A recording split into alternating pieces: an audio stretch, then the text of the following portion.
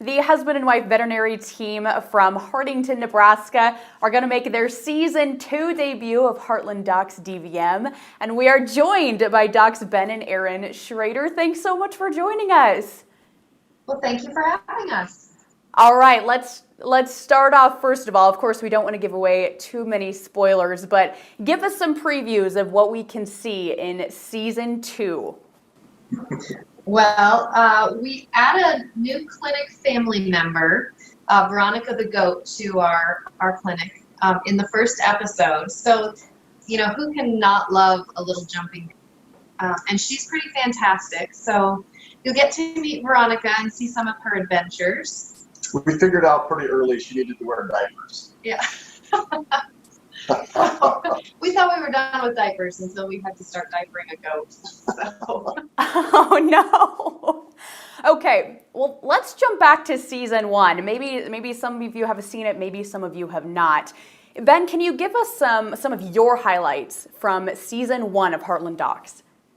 It was just so exciting to see us, you know, doing our thing and letting America know, you know, where your food really came from. Yeah, it's amazing. You know, we live in Nebraska. A lot of the people that eat food all the time are in urban areas or big cities. They really are generations removed from the farm.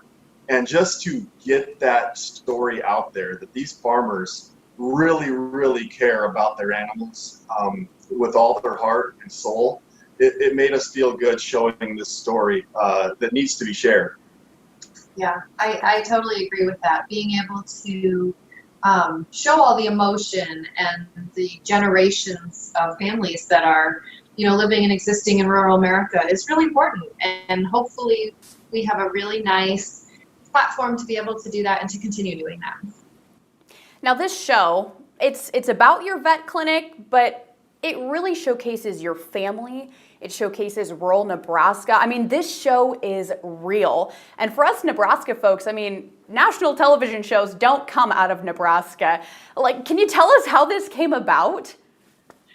I think it was really cool when the producers first came to our little town of Hartington and they said, you guys know what? The Schroeders are going to be part of this family or part of this show, but also your little town is going to be a character in this show. And our county, Cedar County, and you know, all of our surrounding area is showcased in such a positive light because we do feel like we live in a little piece of heaven. It's beautiful there. Yeah, well, and it's funny because even though it's really a show that sort of revolves around our veterinary careers, we were noticed nationally by people who find stories about people doing unique and interesting things. And it was really a renovation of our historic hotel, the Hotel Hartington, that sort of prompted that attention. And they came out and really had all sorts of different ideas for us. And we said, well, you can sure sort of see what we do every day and, you know, we'll go from there. And it was the veterinary business and really the people and the animals that we treat that sort of captured their hearts. Erin, like you mentioned, the vet clinic is not the only, you know, involvement you guys have in your community. Can you tell us about some of the other things that you guys do within Hartington? Absolutely. We really enjoy renovating things. I think I'm probably not very easy to live with if I'm sitting still. And so Ben gets on board one way or another. I think he likes it now. He says he does. But we've really been involved in restoring some historic buildings and some of our older downtown buildings that just needed some help. They needed a little intervention. And, you know, Main Street America and our rural communities, I think in a lot of places they're really struggling. And so, you know, what we hope to gain out of being able to show that part of what we do is that obviously this is not our jobs full time. We aren't contractors, but really there's something for everyone. If you want to keep that history and that culture alive, anybody can do it. We get it. Anybody can do it. If we can do it, anybody. Yeah, I think that's the main take home. But Erin's right. We do love history, and there's been a couple buildings in our downtown that we've kind of just grabbed hold of and tried to turn around and get going in a different direction. And it's a positive thing. It really is. And I'm sure, like we see in your show, this is probably a family affair too. How have your kids sort of adapted to this new lifestyle? They're starting to really embrace it now.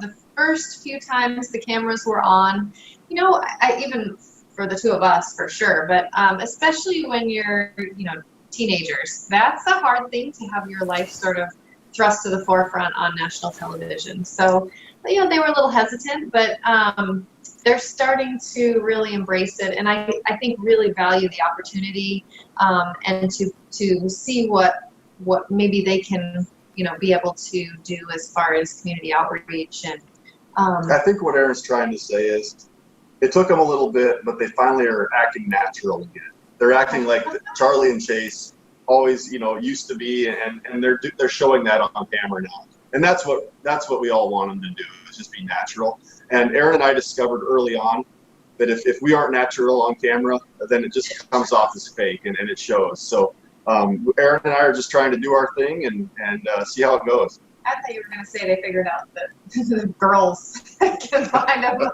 TV. Like that part too.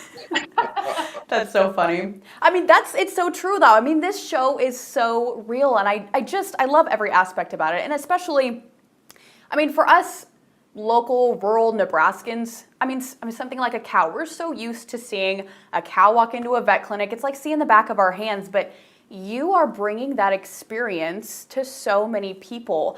What feedback have you received? Very positive feedback. People, like I said, don't know, and so we're trying to show them, what it's really like when a cow gets sick, or what if a cow gets sick enough and she happens to die. How do we deal with that? I think it's people can't care about things they don't love, and so we're really trying to let people see and fall in love with a rural lifestyle, and to understand it, because then you can respect it, you can love it, and then you want to learn about it. And so hopefully we're doing that with some grace and some compassion, because certainly that's the stories we see every day, and so we're just really helping share those with the world. Absolutely.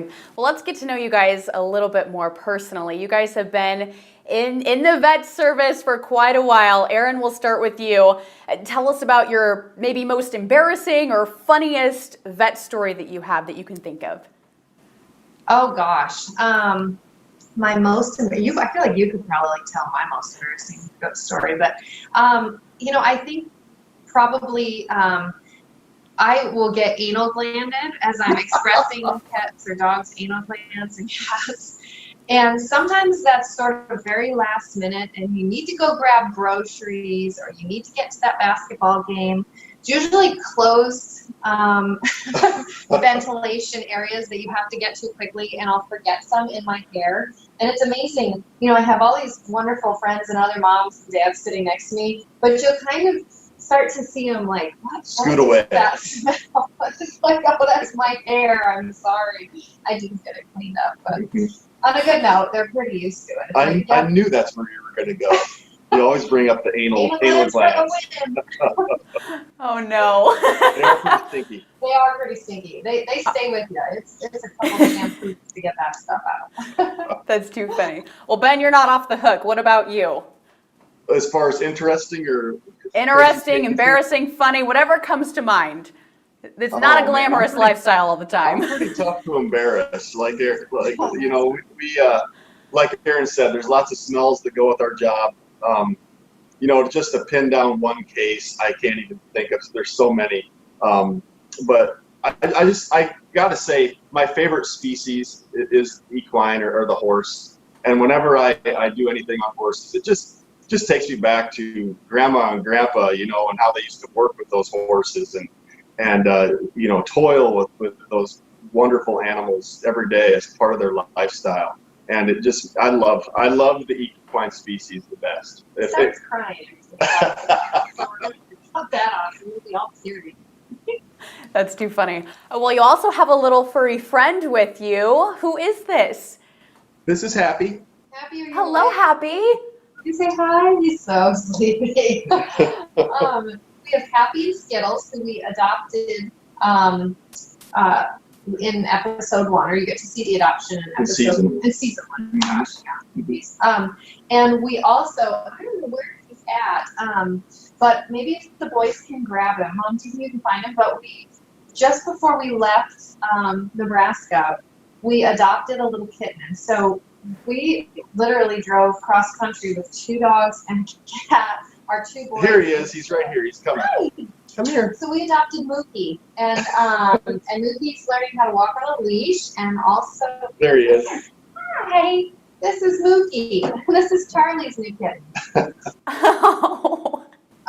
So we drove cross country in a truck with 3 animals, 4 people, and we just had a great time. It was a blast. So this is our newest addition to the family is Charlie's kitty Mookie. Love it. Love it. Well, as we round out this conversation, I guess, as we mentioned, we're starting season 2 of Heartland Docs. What's the best way to watch that show as it comes out? I believe this Saturday, May 30th? Yes. We're so excited. You can watch it, obviously, on Nat Geo Wild.